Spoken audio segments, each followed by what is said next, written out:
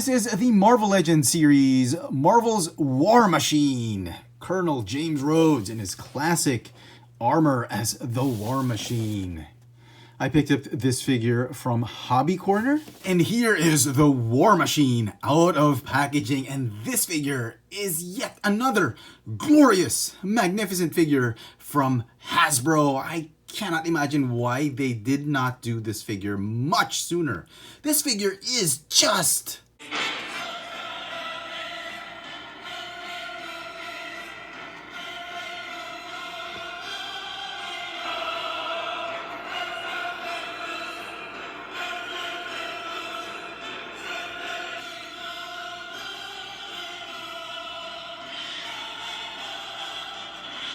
And if you have the Marvel 80 Years, the Invincible Iron Man, Tony Stark figure, they will look absolutely amazing and perfect together on the shelf. And looking at the sculpting details of this figure, this is a perfect head sculpt.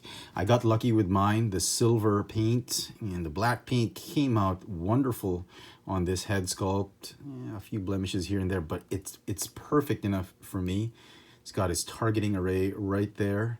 Great sculpt. This kind of reminds me of that Iron Man cartoon I used to watch when I was a kid. And if you look at the armor, this is so classic War Machine. Like how I first saw him in the comic books. And I fell in love with this armor, this version of War Machine. And every time Toy Biz would release a figure of the War Machine, I would automatically just buy it or save up money just to buy it.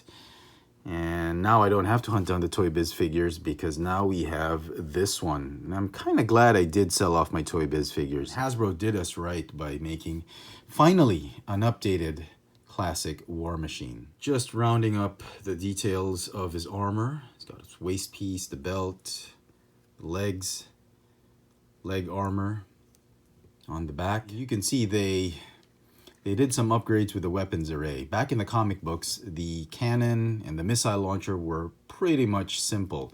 The missile launcher was a little bit shorter.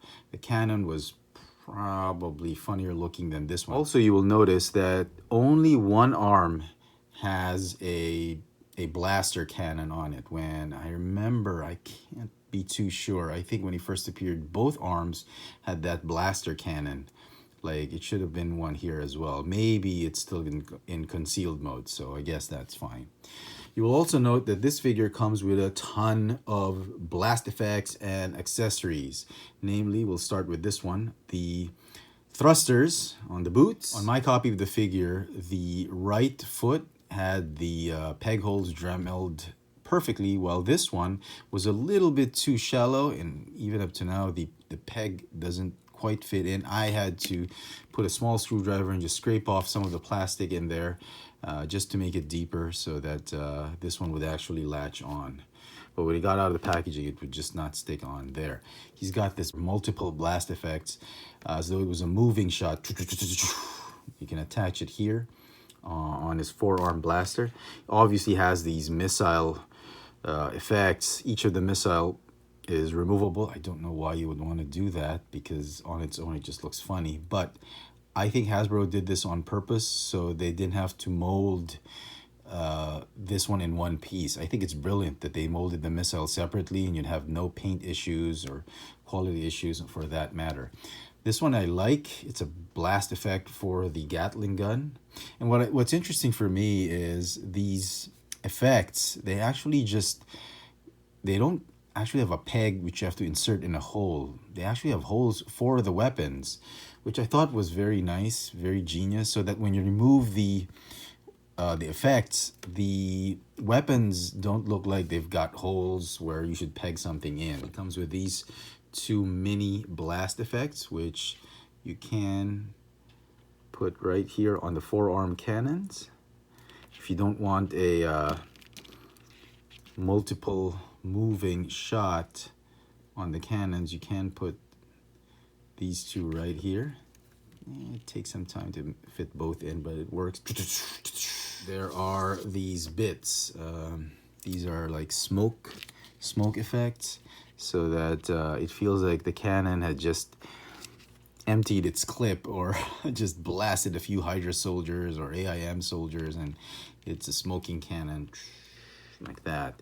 So I thought that was pretty cool as well. So instead of a base, Hasbro decided to just give these like rocket boost effects, which you can actually, they're actually like puzzle pieces. You can join them together, and you can have those booster jets. You can actually mount them right here. There's actually a lot of playability with this kind of setup because the booster effects don't need to stay on the base. So when you're trying to play with this figure like, let's go Tony, lock and load, you can just detach those booster rockets and the War Machine can fly off. And then when he's landing, actually balance him on this makeshift base. It takes a little bit of finagling and positioning and balancing, but he will balance on those. Last bit of accessory, which I think was pretty neat, is the James Rhodes, the Rhodey head sculpt. This classic looking Rhodey. I think Hasbro did a wonderful job on this one. Very much like how he looked like in the comic book, at least the early years. And after he got resurrected by Tony. Let's talk about articulation for the figure. The head, it is on a ball joint, but it's a peg that has a ball joint on this end and another ball joint at the end where it pegs onto the neck. The weapons array, they can move forward like this, and they can recess at the back just like that. They have ball joint swivels, or is this a ball joint? Yeah, it is a ball joint.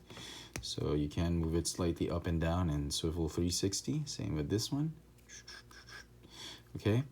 The shoulders, they can hinge out and move forward and backward. What's interesting is this armor piece right here, it's made of softer PVC material. It's actually linked to that shoulder joint and not to the breastplate or the chest armor. So you can literally move the arms forward and backward, and that shoulder piece will follow. I actually like that. I think that's very, very nice. That's a brilliant way of doing this kind of articulation. That way you don't have to stress this piece too much and warp it here and there. It's got a bicep swivel, double jointed elbows, and I don't see any more of those pegs. They're quite hidden. Very nice. Well done, Hasbro. No forearm swivel. He does have a swivel wrist, and it goes in and out. There's an ab crunch, goes up and down. Waist swivel, it ratchets as well. Ball jointed hips, very similar to that classic Iron Man, forward and backward. Thigh swivel. Thigh swivels are very, very tight when you first get this figure, at least on my copy, so you have to be very careful. Don't twist it too quickly or too abruptly, otherwise you risk shearing off that ball joint peg. Double jointed knees, very nice.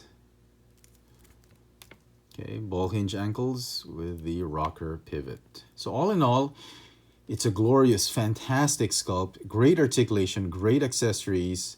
The paint apps, I don't think there's anything to complain. It's only silver. And here and here. I do like what they do now, especially even in the Transformers toy line. Hasbro decided, instead of painting the pieces, like this one, instead of painting it silver, why don't we just mold it in silver plastic? It's not a perfect silver tone. Like, see, this one's painted, whereas this one is just molded plastic. There's a slight difference, but I actually kind of like it this way, because this way you avoid any of the paint quality issues, like the overlapping paint, smudges here and there. Just mold the plastic in the color you want it to. So I do kind of like that. Even if it's not a perfect rendition of the color, I'm actually partial to that just to avoid the quality issues. And so some final thoughts on this figure. It's just too perfect for me. I absolutely love this figure. It's the War Machine I've always wanted growing up as a kid, watching the cartoons, reading the comic books. I love it. The figure is obviously going to get a 10 out of 10 for me. Just absolutely blown away by this figure. Congratulations to the design team at Hasbro for the Marvel Legends War Machine. Let me know what you think of this figure down in the comment section below. Is this something you want to pick up, want to pass on, something you pre-ordered, or is it just something you want to wait for on clearance? Hit me up in the comment section, and as always, hit that notification bell so you never miss out on any of my latest video reviews. If it's your first time here, please subscribe. Thanks for watching.